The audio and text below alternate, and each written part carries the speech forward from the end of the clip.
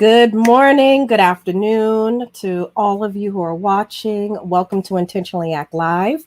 My name is Dr. Atyia Martin, and I'm the CEO and founder of All Aces Inc. And on today's episode, we are so excited to have the amazing Dr. Ted Landsmark. Now, what I will share with you is that in a recent article in Huntington News, the independent newspaper of Northeastern University, they introduced Dr. Landsmark as, and I quote, a man of many ands, as he is not only a professor, but also a president emeritus and former CEO of Boston Architectural College, among many other things. And one common thread that has wound its way through Dr. Landsmark's long and storied career is that of social justice and the intersection of policy, design, and higher education. So I am so excited to welcome the wonderful Dr. Ted Landsmark to Intentionally Act Live. For those who don't know, he is a living legend and has educated many minds, has brought context to many governments, and being able to really think about what it means to do design and built environment work that really supports the community in meaningful ways. And that challenges us to be better and do better. So all of that said, welcome, Dr. Landsmark. It is such a pleasure to have you on the show. I am so grateful you are here. And how are you doing today? Well, I'm doing fine, and good morning, good afternoon to anyone who may be tuning in. I'm extraordinarily flattered with, with your introduction. All I've done over the course of my life is to try to carry out a number of values that I picked up really from my grandfather, who came to this country a century ago, having jumped ship in Massachusetts. He was on a whaling vessel from one of the smaller Caribbean islands at a point in time when the First World War was going on, and there were rumors that there was a German submarine off the coast of Massachusetts. And he and his crewmates on this vessel jumped ship and got off in New Bedford and worked their way down to New York and became politically engaged with the Garvey movement and a number of other movements, including some religious movements in New York. And it was always his view that people of color in this country deserve better. And given the efforts and the work that we put into building the country, that we deserve better treatment. So in many respects, whether it has been through education or planning or a range of other activities that I've had the good fortune to be involved with, I'm carrying out a set of values that go back more than a century at this point, that basically say that not only should we all be treated equally, but that we need to seize the opportunities that are in front of us, not just for ourselves, but for those who are less privileged than we are. Thank you for that, because I think you just set the stage for an amazing conversation. I'm projecting out into the universe because the ingredients are clear. You know, when you have the right ingredients and all the right tools in the kitchen, you know what how your meal is gonna turn out. I'm just saying that that's where we're at right now. And you said two things that really jump out. One is this idea that people of color have not gotten their return on investment in this country, which I thought was really powerful, and the fact that we deserve it. And then the second piece is the role of history. And so one of the things that we oftentimes, I think it was Nietzsche, it probably was, because I've been on like a Nietzsche kick lately. I keep revisiting different philosophers, and I've ended up back up with Nietzsche again. And one of the things he often talks about is the power of historical context to ensure that we as human beings don't feel like we're kind of blowing in the wind aimlessly, with no roots, grounded in nothing, and feeling like we're just out here in the universe randomly.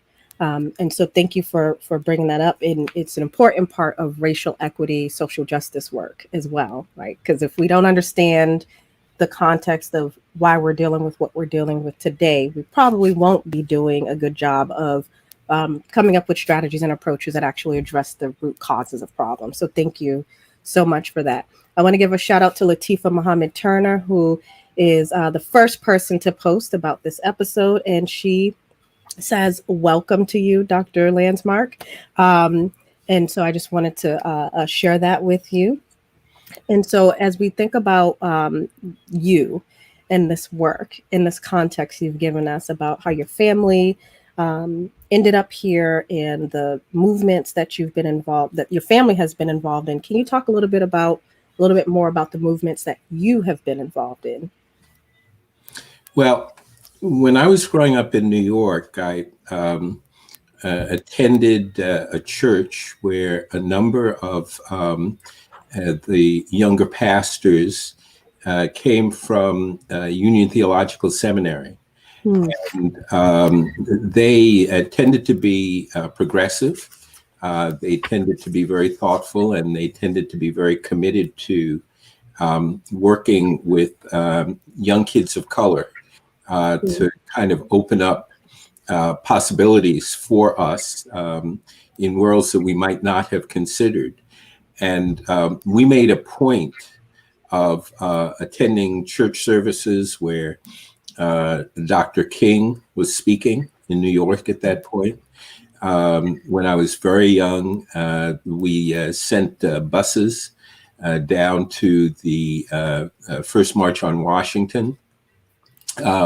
We were very socially engaged, not only in activities around the South in supporting freedom riders and the like, but we also were involved in a lot of socially active activities in New York City, rent strikes, changing the structure of the school system. In high school, I participated in demonstrations against the American Nazi Party. When those kinds of speakers came into New York. In fact, in high school, one of the reasons that I became captain of the cheerleading team at my high school was that we as cheerleaders led all the demonstrations.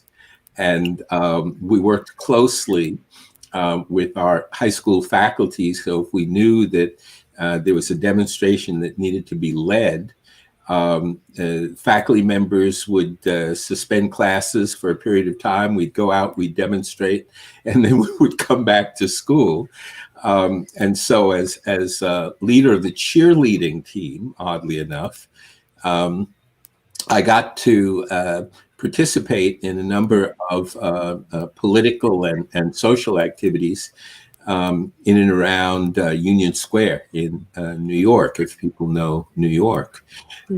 All of that activity meant that by the time I got to college, I was primed to join the March in Selma, to join a number of anti-war demonstrations concerning the war in Vietnam.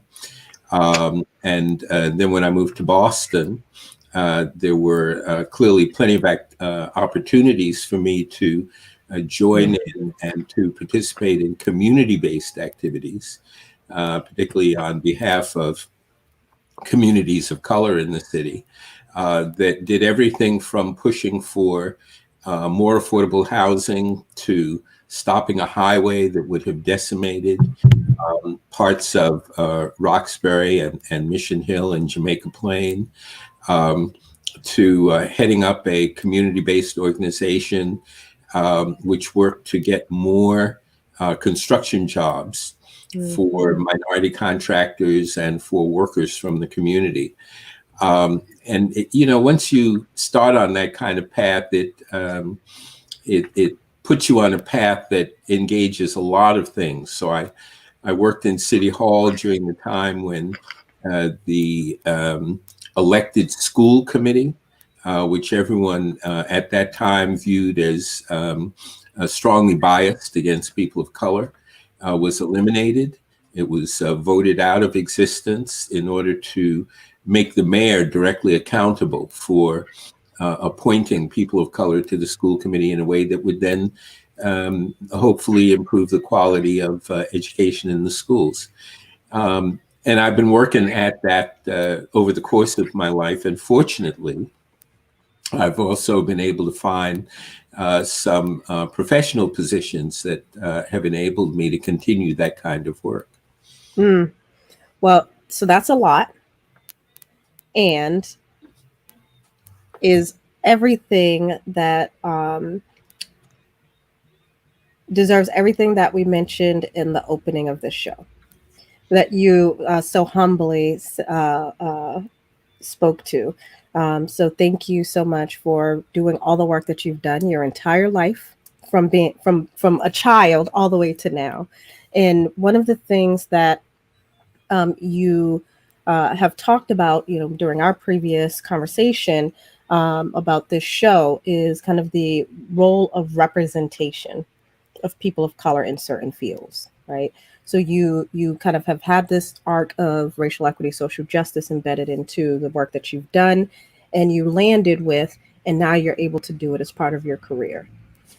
Let's talk a little bit about careers and representation in, at least it's international, but in the United States.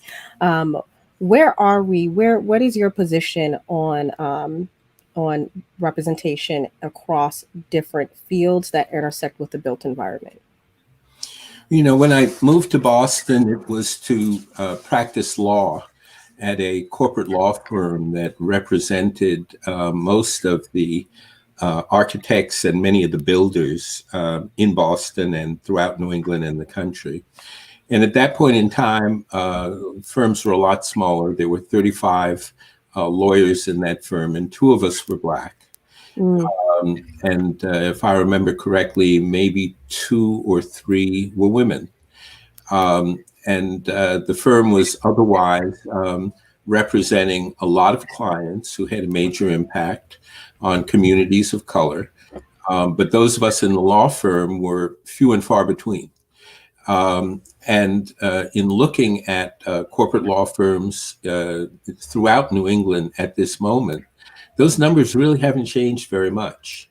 The number of lawyers, the number of doctors, the number of people you see in the commercial real estate industry, the number of people who are in banking, who are investing in finance, the number of people in tech are pitifully low. And the issue from my perspective is less a matter of representation than it's a matter of real participation in policymaking in a way that changes the way policies are both developed and applied. So we've talked, for example, about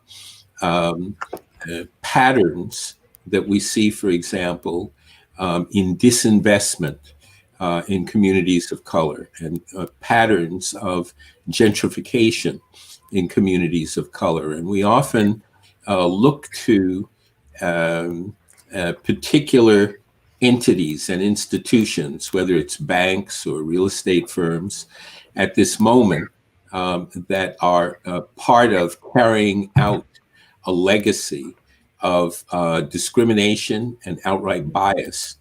But what we don't talk about enough is the fact that many of those policies are based on very formal rules and regulations that were established as a matter of federal policy, as a matter of state policy.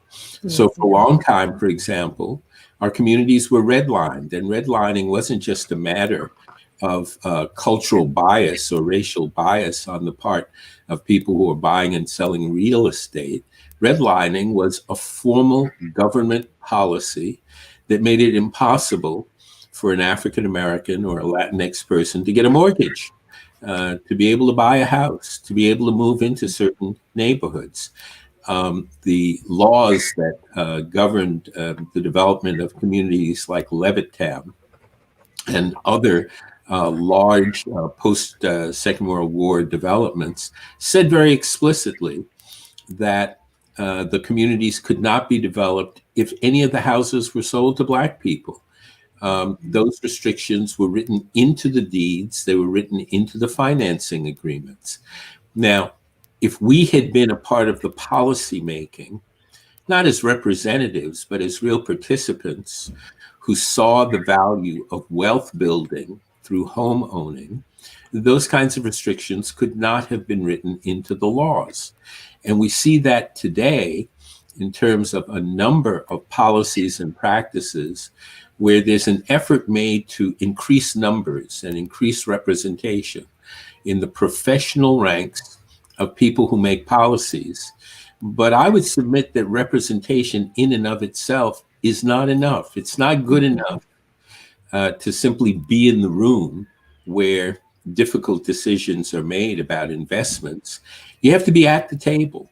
One of my colleagues has often said, if you're in the room and there isn't a seat at the table for you, bring a chair. And it's important to both be in those places and to speak up on behalf of equity and social justice and progressive policies that begin to redress all of the patterns of discrimination that have existed for centuries in this country. Thank you so much for that, Dr. Landsmark, because I think there's a lack of understanding around the role of the importance of having people of color and other underestimated and marginalized groups as part of decision-making processes, right? So there's when I was in city government, one of the big things that really was challenging is people would say, I want a seat at the table. I want a seat at the table. I want a seat at the table. They'd get a seat at the table and people would just talk around them. Like, so they were at the table, but it was just like, we actually don't really care what you think. You got what you wanted. You're at the table and we're going to just keep doing what we've been doing. And so this idea of how do we make sure that how we make decisions around policies is actually inclusive and is actually represents, and I'm not saying representative, but represents the real needs and priorities across communities. And so thank you for lifting that up and challenging the language, right? I think we're in a very interesting transitional period. Those of us who went to college, for example, in the 60s and 70s, always believed that we were in kind of a breakthrough position. There had not been that many African Americans and Latinx people who attended college at that point in time. And even today, we still struggle with the fact that there have been more African American men incarcerated in jails and prisons than who have graduated from colleges. We thought at that point in time that we were the front edge of what would be a very large wave of emerging Black and Latinx professionals who would then change many of the professions that we were going into. And that simply hasn't happened. And there are a lot of reasons that hasn't happened. Yes, the numbers are greater, but our impact on policymaking in many of the key fields, whether it's in planning or architecture or investment strategies, the real impact that we have continues to be low. And I think part of the reason for that is that often when we get to those positions, we're so pleased and excited to be there that we ignore the fact that much of the time when we're there because we bring added value to the conversations and to the discourse. And we bring different perspectives to the conversations and the discourse. And the added value and perspectives that we bring often lead to higher value assessments for the decisions that are made. There are a great many studies that have shown that diverse planning teams almost invariably end up leading to greater profits for private Mhm. companies than when a company limits the people who are at the table making those policy decisions. And I know from my work as a planner on the Boston Planning Board that when we include the voices of community people, of people of color, of women, of families in the planning process, the planners almost always come up with better decisions. The road ends up being put in a place where it benefits all kinds of people who would otherwise be overlooked.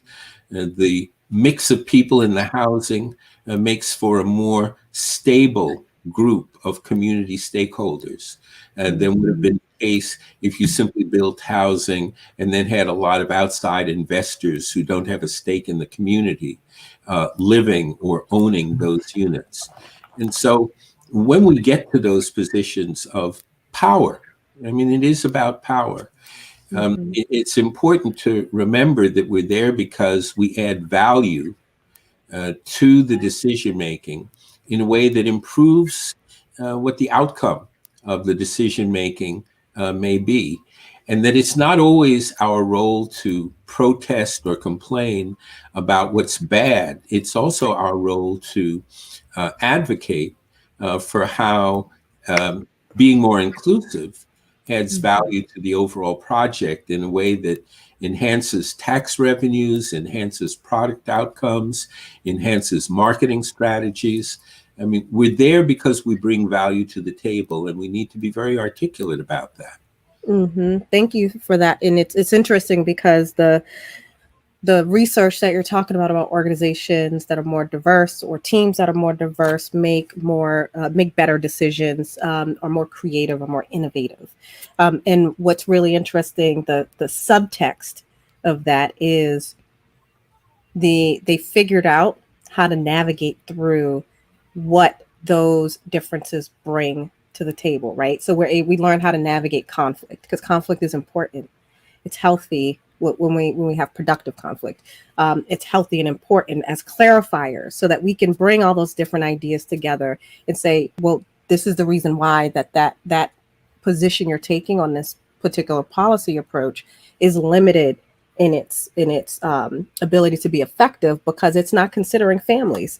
And here are the realities of families. And it's limited because it doesn't consider these people's realities. And the more you're able to build the diversity, the more we're able to build the skills of people to be able to enter into conversations where we don't agree so that we can come to some agreement. I know that sounds counterintuitive, but that's how it works in real life. That we're able to come up with the types of meaningful, impactful policies. And you said something really, I just want to amplify it because I think it can easily get missed.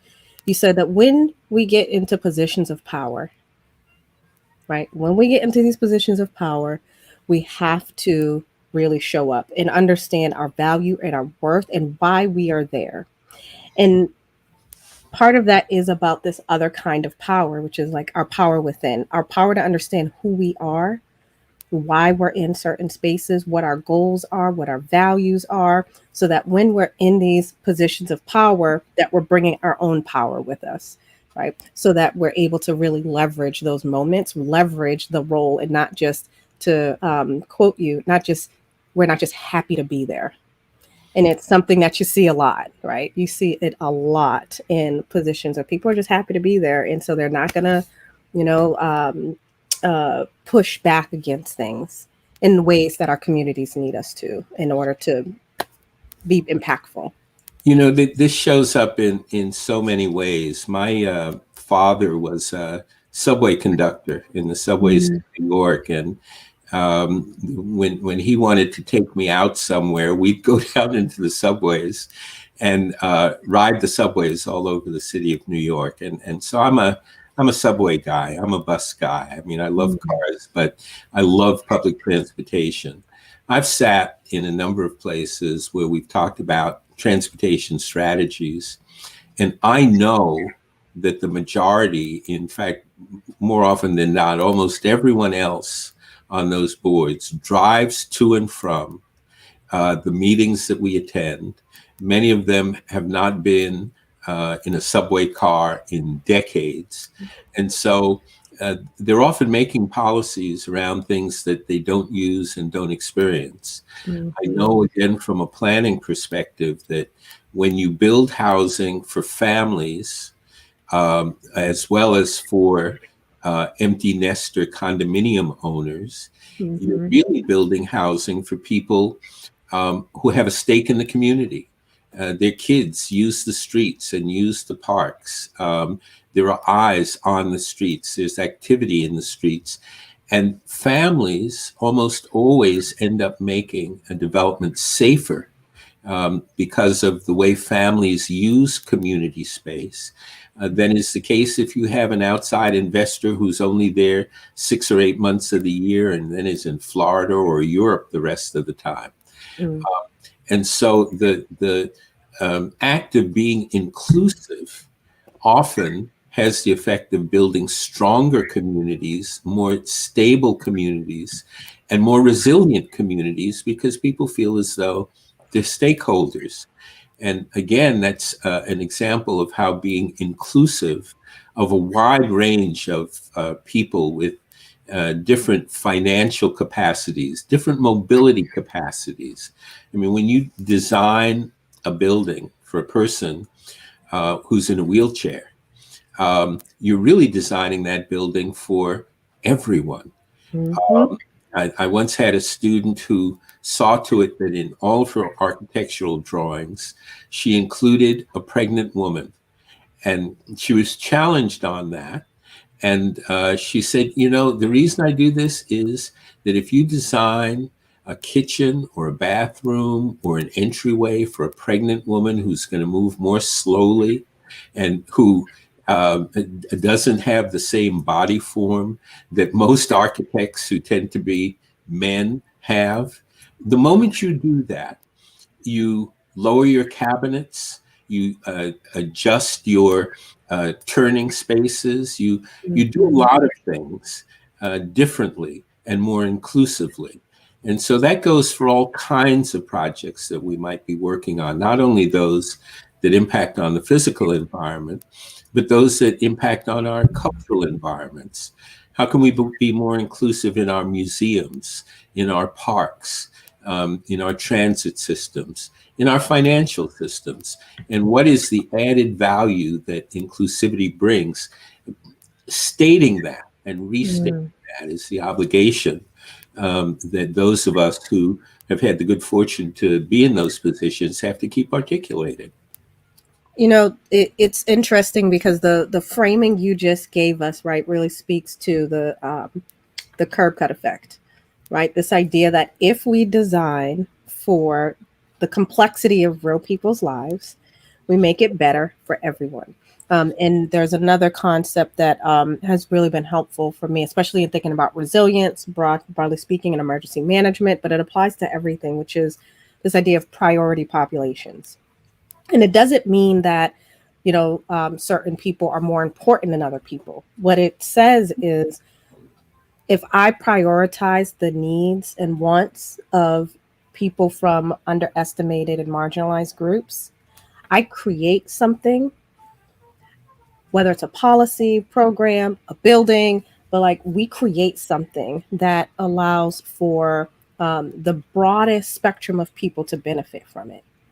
So it's instead of doing what we usually do, which is I'm designing for a generic population, and by default, I'm excluding people because in our minds, when we think of a generic population, we usually think of a white man, right? And that's like the subtext behind it. And so being able to really be explicit about why it's so important to do exactly what you're saying.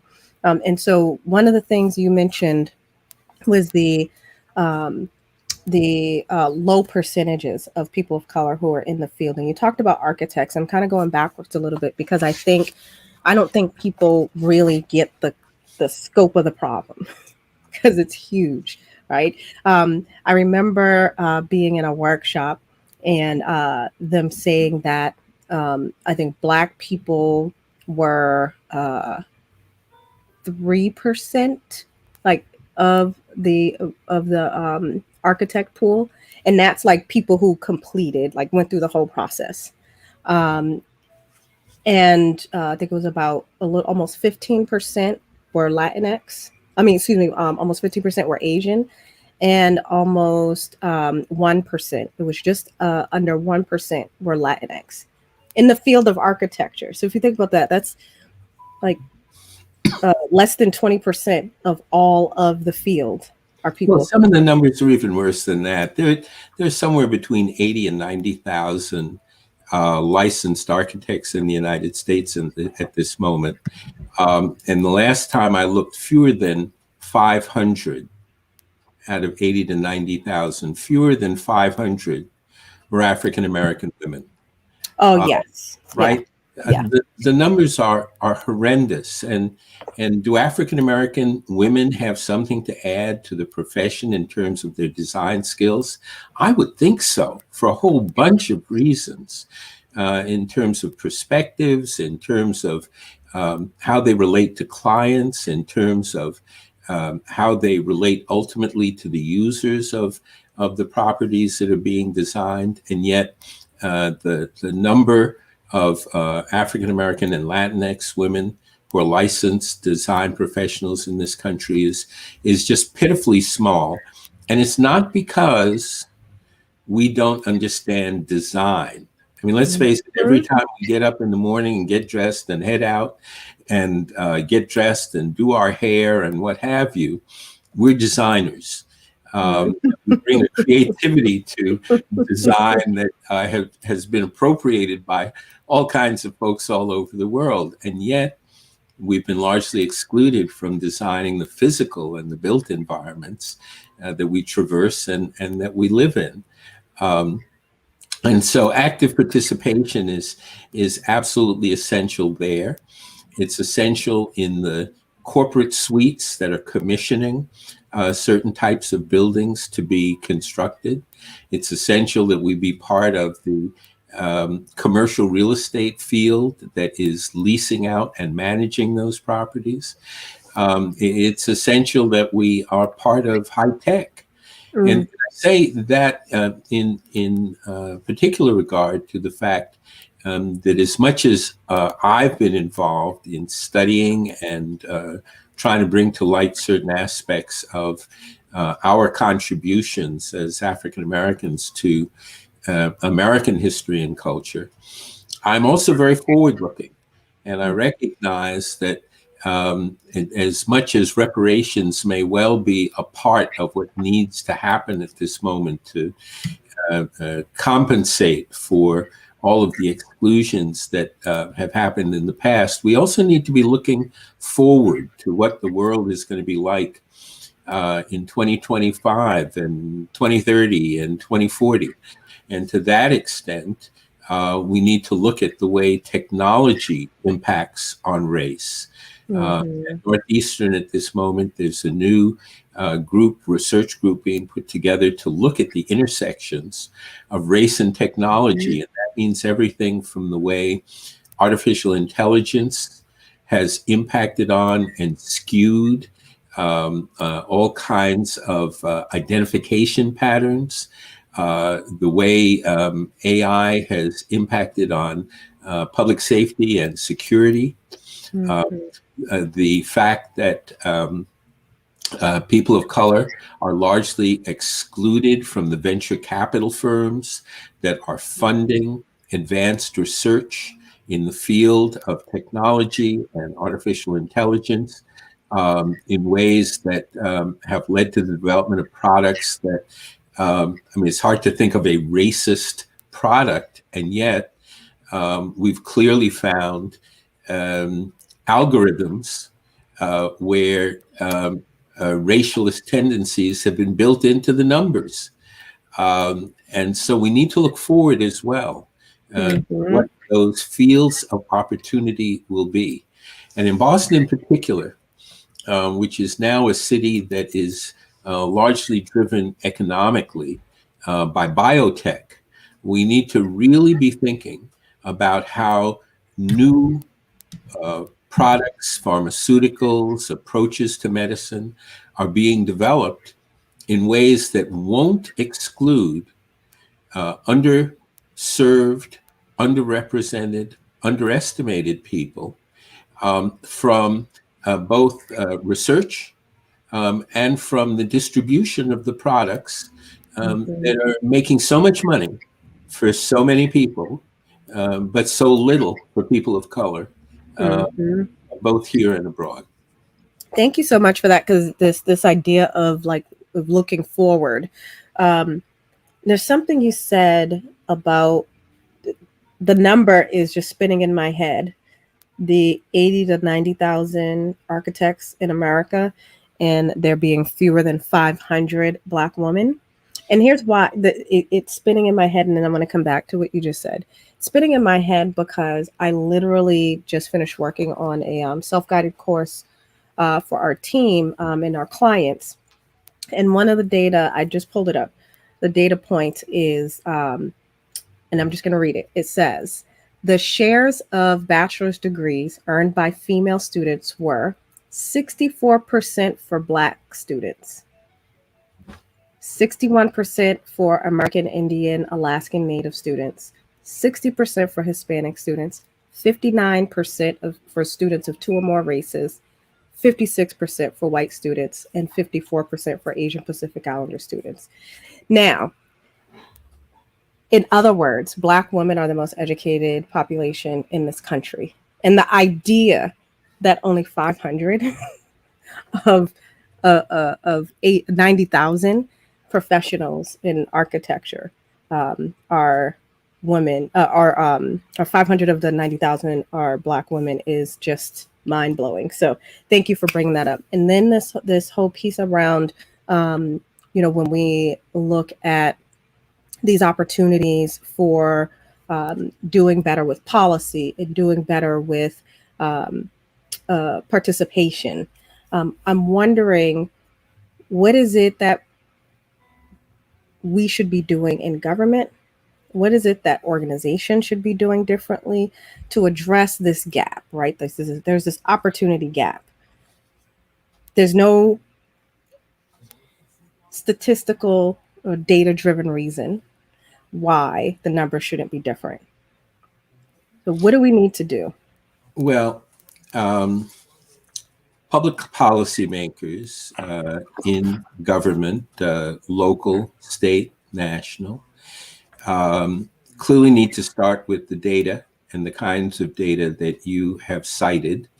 Not so much because that data tells us what we don't already know and see as we enter the professions and as we enter policy-making positions, but because we need that data in order to support the arguments that we need to make legally as to why special focus programs need to be put in place to overcome these disparities and discrepancies.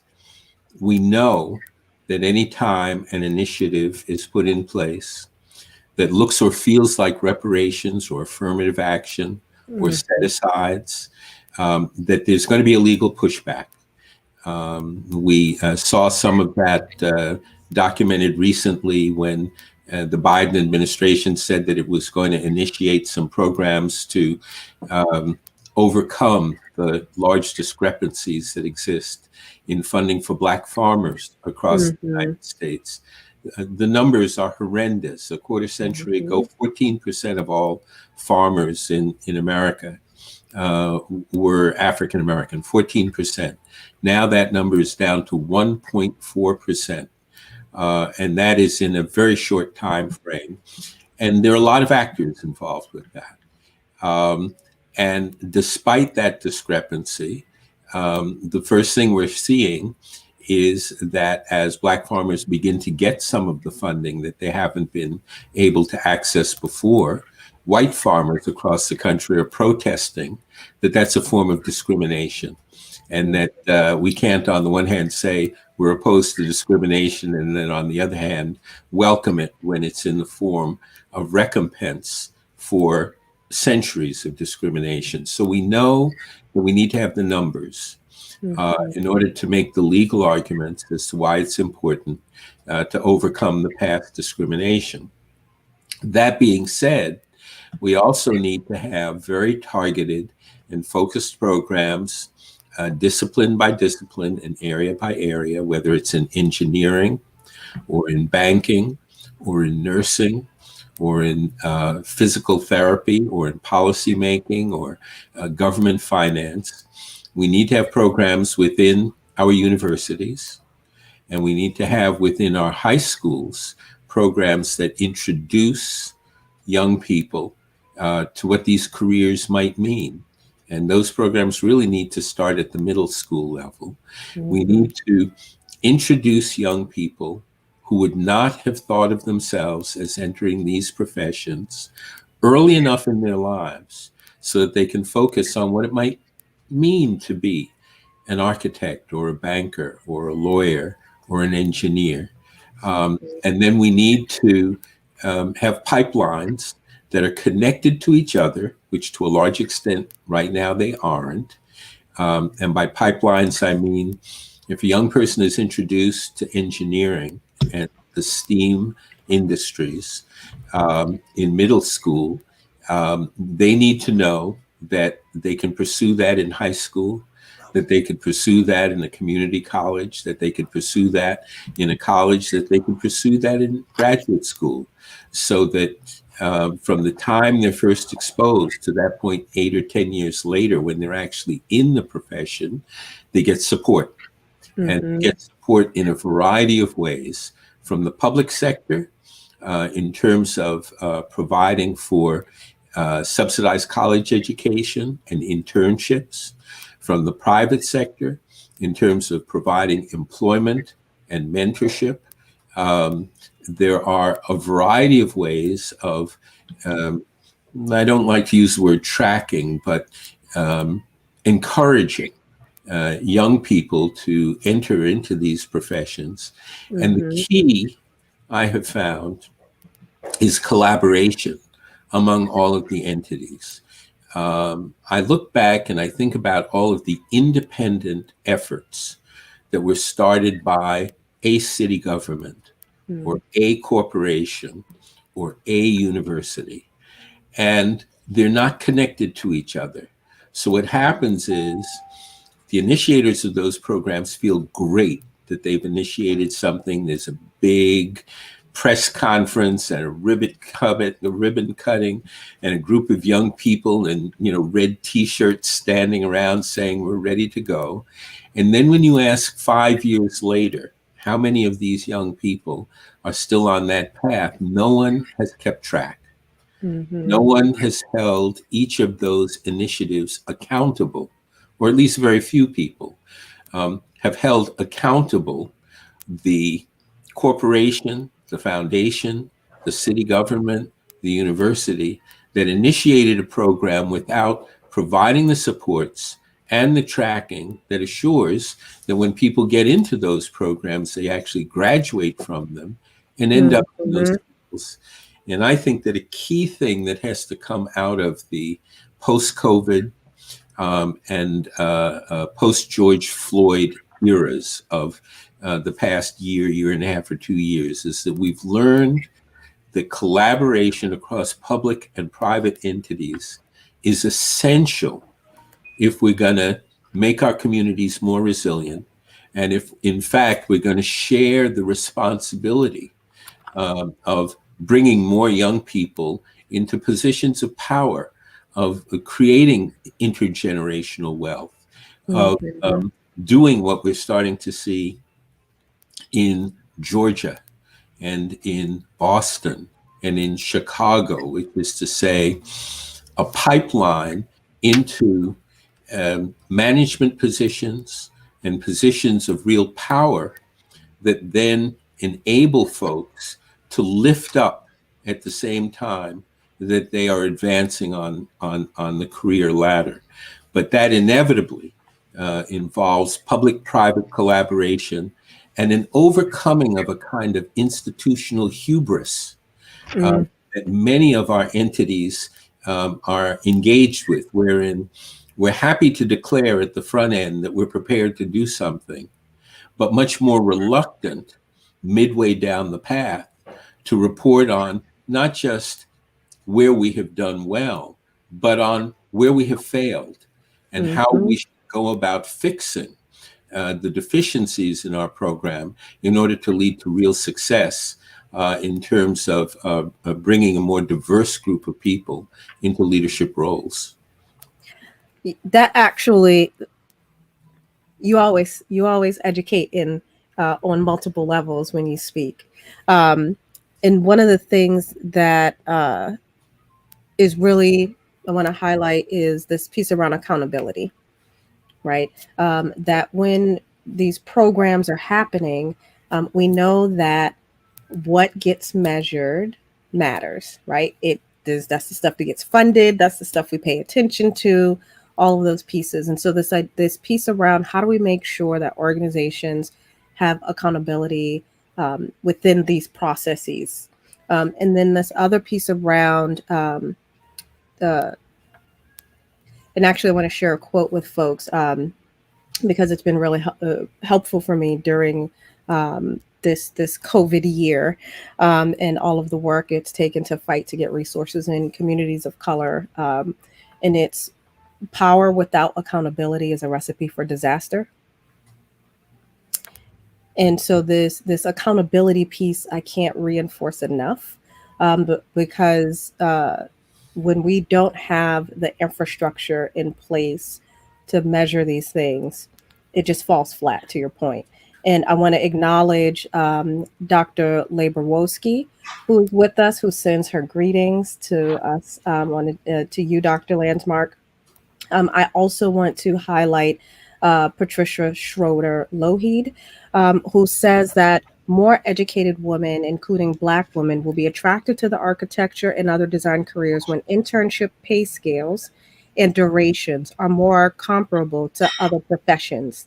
Speaking from plus years design career, counseling, and mom of a female Master of Architecture degree. So, uh, anything you want to add to that point that Patricia has just made? Well, Patricia Lohi has been a terrific contributor to helping to diversify the profession and really serving as a mentor and role model for young women across the board who can enter into the design professions. And she's also worked with a number of communities, Grove Hall, for example, in Boston, that have been underserved in the past, particularly around how their streets and communities are designed and how they become more resilient and green. Mhm. How we respond to the questions and issues of urban agriculture and energy use and resilience in our communities to increase the awareness of particularly new residents of the awareness of the role that we all play in improving our physical environments. Um, and so I'm delighted that she is a part of this conversation. And it's my hope and expectation that there will be more educators and practitioners like her who come out of their studios and Mm, work in communities to serve as role models. Very few kids of color have ever met a landscape architect. Um, and yet they're interested in gardening. In Boston and around the country, we've seen that the new immigrant populations that are growing the populations in many of our cities come from places where they have been intimately attached to the land. And then they arrive in a city like Boston, and they don't see what the opportunities are to work on an urban landscape, to grow crops and plants, to have roof gardens and the like. And that is something that I know that a variety of groups, including the city's neighborhood development office, including folks working at the trustees, including folks working at the Emerald Necklace Conservancy, have all been working on to engage particularly new and emerging communities within the cities to connect to the land, to love the urban landscape, to contribute to resilience within our urban context, to head to the waterfront and fish off the end of our piers and the like, to go out to the Boston Harbor Islands. All of that is incentivized where you have leadership coming from within our design communities, landscape design, building design, traffic design, street design, where you have leadership that steps forward and says, we want everyone to be a part of this. And we want all of the neighborhood and community voices to be heard in shaping what the future of our open spaces will be. And Patricia Lougheed has certainly been a part of that for a long time. And I know that she's inspired others to come into urban communities and to seize the challenges of connecting communities very closely to the open spaces that we have. Thank you for that, Dr. Landsmark. And I also want to acknowledge Dr. Hart, who is also amplifying and affirming the pay scale issue, as well as the ever sought after and important work-life balance, right? And one of the things that oftentimes comes up when we're working with clients is this pattern that people of color, women, people who have these marginalized, underestimated identities as part of them are oftentimes expected to do more without any type of acknowledgement or recognition for the more that they're doing. And so it's everything from office housework to there's, any type of DEI committee for this group or that group, or any initiative that folks want led around this work. It's the small group of folks in the organization, because we saw you told us the numbers around diversity, but we know that all of this extra work that people are taking on is not being acknowledged as part of career trajectories, and gets in the way of our ability to actually have the kind of work-life integration that's helpful. And so I just want to acknowledge that and lift that up and say thank you, Dr. Hart, for bringing up that real issue for all of us. And I would echo that very briefly. When I taught with Mel King in the Community Fellows Program at MIT, Mel would always emphasize the need for mission-driven people to realize that we have to continue to invest and reinvest in ourselves, in our own mental health and our own physical health. The work we do is extremely stressful. We do it for ourselves, we do it on behalf of our communities, and there are huge expectations that fall upon us. And unlike the wealthy men who we would seek to replace, who always take time for a game of golf or a game of squash or a winter trip to the Caribbean to go sailing, or a summer vacation to the mountains, we rarely enough take the time to step back, to read poetry, to take a watercolor class, to knit, to do the things that we need to do for our own mental health. And I was very struck in looking at this morning's newspaper that the youngest legislator in England, who's only 24 years old, has said that she's going to take a few weeks off now because as a woman of color, she realizes that the stresses that she has been under have been huge. And unless we step back and reflect and care for our families, care for ourselves, care for our children, care for our neighbors' children, unless we're prepared to reflect upon that and to stay healthy, we won't get to the place that we need to get to, where our leadership is reflective and really draws upon the great inner strengths that we must use, but which we can't use when we're under excess stress. That's brilliantly stated. And it actually aligns with one of our values here at All Aces, which is called collective care. And it's this acknowledgement that it's not enough to tell people to take care of themselves, that it is our responsibility in organizations to create the space for people to take care of themselves, and that we also create the space for people to take care of each other. And so thank you for lifting that up, because that's a value that's near and dear to our hearts here at All Aces. And we're coming up upon the close of the hour just that quickly. And I want to say thank you. And I want to end where I should have began, which is this is a week where we have both the anniversary of the George Floyd killing, and we have the Tulsa race massacre of 1921 in the same week being realities for us.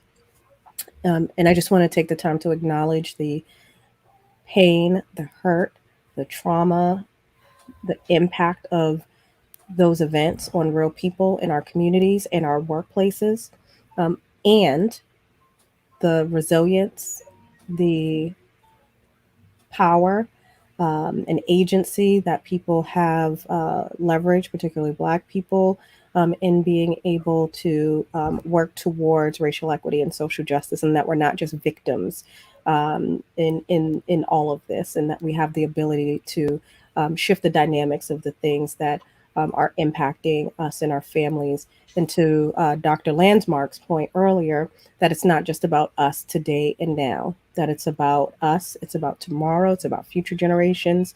And so the work and the urgency of the things that need to happen and our roles and responsibilities in being a part of action, not just as Black people, but as a country, are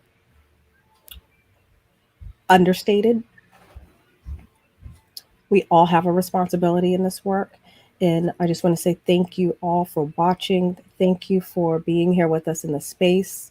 Thank you, Dr. Landsmark, for being all of who you are, for bringing that with you here today with us. And I'm going to share some quotes that have come up during this episode that kind of encapsulates a lot of the conversations that we've had today. Number one, that what gets measured matters.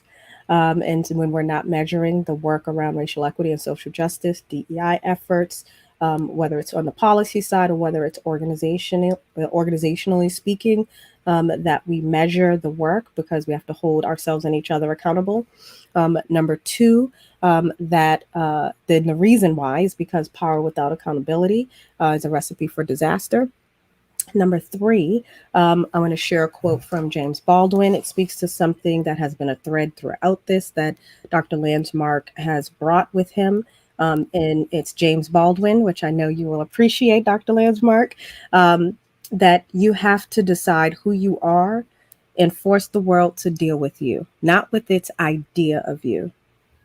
And I want to thank you for holding all of us accountable to our responsibilities, for showing up in the work, and bringing our power with us into the powerful position that we will no doubtly take up in our lives. So thank you, Dr. Landsmark. We appreciate you. Thank you to the team behind the scenes, Enrico Manalo and Miles Green in the background who make all of this possible. Sending lots of love, hope, and intentional action to each and every one of you, and hope you have an amazing rest of your day. Thank you.